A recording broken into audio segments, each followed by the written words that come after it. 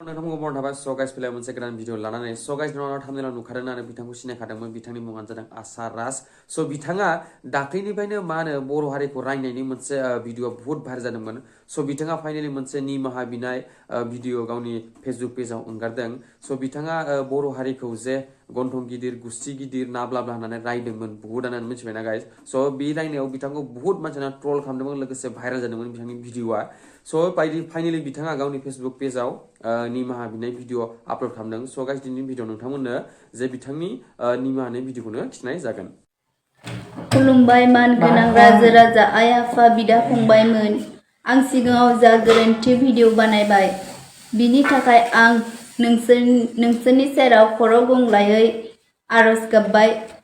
आं बर' हौवाजोंनो जुलि जादों नाथाय आंनि हौवाया उन्दै समाव खांजानायमोन। बियो असमियासोमोन उन्दैयाव दा आंनि हौवाया बर' गुबैसो। आं सिगांनि भिडिअआवबो बार बुंखादोंमोन। मानगोनां रायजो राजा आइ आफा बिदा फंबाय गासैखौबो खुलुमहरबाय आंनि अननायनिफ्राय आंनि हिन्जावा जि गोरोन्थि खालामनायमोन भिडिअ भाइरेल खालामनायमोन बर' हारिखौ रायनाय आंखौ बेवहाय एसे खेमा होदो राइसमोन। नाथाय आं आरो मोनसे बाथ्रा बुंनो नागिरदों आं राइजफ्रा जितु आंखौ बुङोमोन कमेन्टआवहा गाज्रिहै खिन्थु आंनि आइमाया बेवहायनो आं माने एसे दा बर' हिन्जावखौनो हाबा खालामबाय आरोना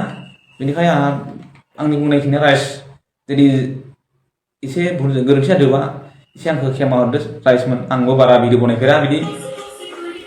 खुलुमबाय राइस। जोंनावनो खोनाखाबायनो जे बिथाङा मा बुंलांखो बिथाङा बुंबाय जे आंनि हौवाया बर'सो बेखौ बर'सो होननाय जाबाय माने खांनाया बर' मानसिया खांदों नालाय बर'सो होनना बुंबाय आरो बिथाङा स' आं मोनसे खोथा बुंलांदों मानोना दाना ससियेल मिडियाआव ट्रेन्डिं जाबाय दे जे दायखौ मावनायनि उनाव निमाहा बिनाय मा खोथालै बिलाय जानि बुजि दायखौ मावखायो मिथिबायना उनाव माबा फाल्तु आंखौ निमाहा होदो मा होदो होनना बुङो आंथ' मानसिफोरखौ बिसासखौ मोनखाया एकदम आंखौ दा बिसास खालामखालै आं गावखौनो बिसास खालामा आरो बेलेगखौ बिसास खालामनो बेथ' जानो हाखाया गाइस मिथिबायना स' गाइस भिडिअखौ एसेनो फोजोबबाय आं बारा जेबो बुंनो थांला मोनाबायबो नङा होमबा सानाव बुहुत बिजिमोन स' भिडिअखौ बानायनो हायाखैमोन आङो मानो होनबा